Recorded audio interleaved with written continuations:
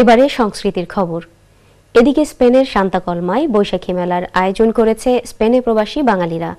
রবিবার স্পেনের সান্তাকলমার অ্যাসোসিয়েশন দে কর্দিনাদোরা দে বাংলাদেশের উদ্যোগে এই বৈশাখী মেলার আয়োজন করা হয়। আমাদের স্পেন প্রতিনিধি ফয়জুল হক রানা জানান, মেলায় প্রবাসী বাংলাদেশিদের পাশাপাশি বিদেশিরাও অংশ নেন।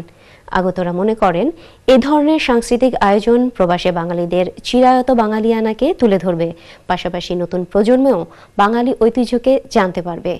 বৈশাখী মেলায় বার্সেলোনায় নিযুক্ত বাংলাদেশের honorary councillor Ramon Pedre, Abdus Sattar, Humayun Bakht, Abul Kalam তাদের বক্তব্যে বাংলা সংস্কৃতিকে তুলে ধরেন।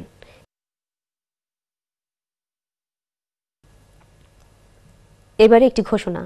রবিবার অনুষ্ঠিত বৈশাখী মেলায় এনটিভি এবং ট্রাভেল লিঙ্কের যৌথ আয়োজনে রাফেল ড্র অনুষ্ঠানের বিজয়ীর নাম ঘোষণা করা হয়েছে। ভাগ্যবান বিজয়ী হলেন নর্থহ্যাম্পটনের ফারিয়া খন্দকার।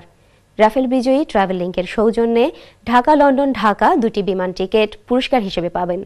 পুরস্কার প্রদানের জন্য এনটিভির